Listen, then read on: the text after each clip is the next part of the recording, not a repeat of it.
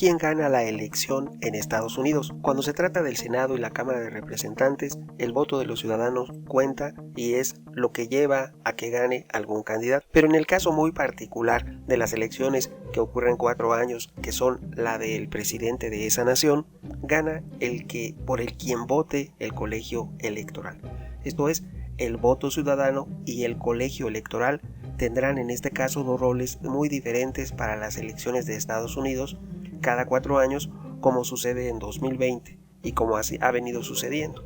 En las elecciones presidenciales de Estados Unidos, el voto ciudadano no va a elegir al vencedor, lo va a elegir el enigmático colegio electoral. Ese colegio electoral fue creado 11 años después de la independencia de Estados Unidos. Recordemos, hace 300 años, poco más de 200 años, en 1787 se crea el colegio electoral. 11 años antes, en 1776, la famosa fecha, el 4 de julio, se independiza Estados Unidos de Inglaterra. 11 años después, en 1787, se crea el colegio electoral.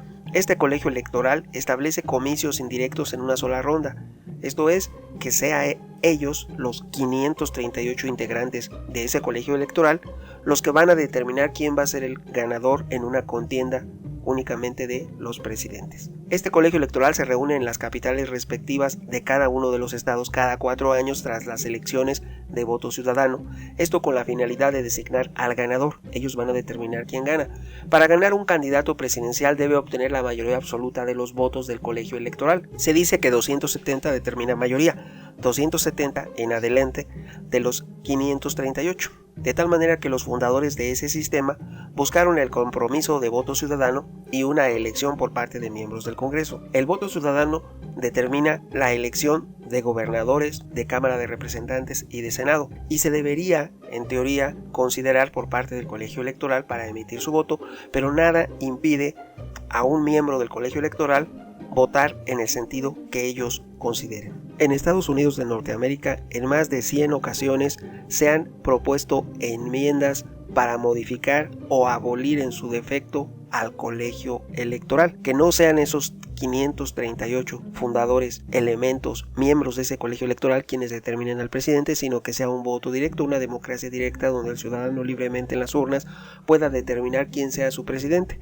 lo que no ha ocurrido desde prácticamente la independencia de los Estados Unidos, desde el día en que se creó el colegio electoral. Esto fue en 1787. El debate del voto ciudadano y el colegio electoral se ha reavivado y se reviva cada 4 años, sobre todo en la elección controvertida entre Bush y Al Gore y en la elección de 2020 entre Donald Trump y John Biden. Siempre está a debate la actuación de ese colegio electoral. Te preguntarás, bueno, ¿y quién compone ese colegio electoral? Pues te diré que la mayoría de los integrantes de esas 538 personas son funcionarios locales electos o líderes partidarios, pero sus nombres nunca aparecen en las boletas electorales, o sea que el ciudadano cuando acude a votar no sabe ni quién compone el colegio electoral, no sabe a quién tiene que agradar para que decida quién va a ser su presidente. Igual al voto ciudadano, no tiene nada que ver porque no sabe el ciudadano común cuando acude a votar quién es en su estado el elemento de ese colegio electoral, no sabe quién va a determinar quién va a ser su presidente, por lo que sus entidades son desconocidas. Cada estado tiene determinados votos en el colegio electoral, unos más, otros menos. El estado de Hawái tiene 4 votos, el estado de Alaska 3 votos y así sucesivamente a cada uno de los estados se le atribuye un mayor o un menor número para que no sea una mayoría quien determina, que no sea un estado como puede ser el más grande de todos Estados Unidos, que es California, con 55 votos en el colegio electoral. Aún así, de acuerdo al número de población que tiene, pudiesen algunos estados inclinar la balanza y determinar.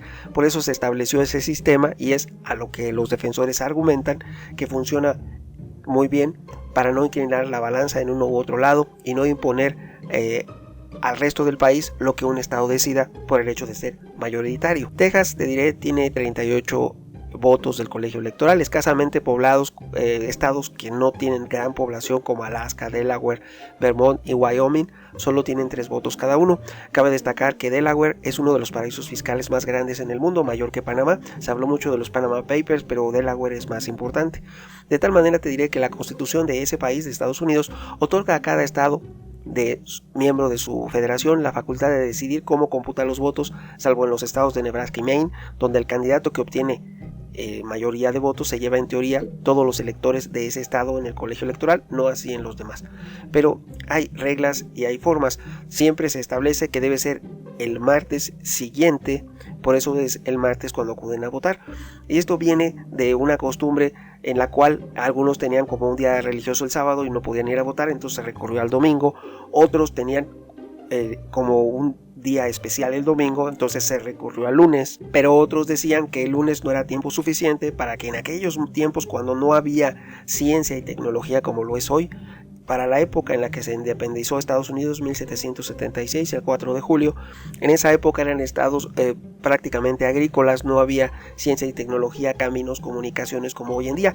Incluso en la época de la intervención de Estados Unidos en México, cuando izó la bandera de Estados Unidos en el Zócalo de la Ciudad de México durante 6 meses, cuando perdimos más de la mitad del territorio, en esa época Estados Unidos era un país agrícola, no estaba completamente tecnificado, no había caminos, no había comunicaciones eficientes y era muy difícil trasladarse de un lugar a otro. Y lo que muchos preguntan, ¿cómo pudo vencer a México cuando México estaba en su propio territorio, contaba con la armería de la Ciudadela, una maravilla, y tenía un armamento suficiente, sobrado y bastante para haber defendido la soberanía mexicana? Sin embargo, regresando a cosas actuales, les diré que el voto ciudadano y el colegio electoral ha sido algo que está en la mente de todos y cada uno de los ciudadanos que tienen doble nacionalidad estadounidense y mexicana, porque algo que no debía permitirse, que no sé quién lo aprobó y el por qué se aprobó una doble ciudadanía. Todos debemos tener solamente la ciudadanía de un solo país, no doble. México, paradójicamente, no se dice nada de que existan ciudadanos que tengan doble nacionalidad, que son ciudadanos de Estados Unidos y son ciudadanos de México, y el voto de la minoría más grande en ese país ha sido determinante para la elección de Cámara de Representantes y senadores que estaban y la elección de algunos gobernadores.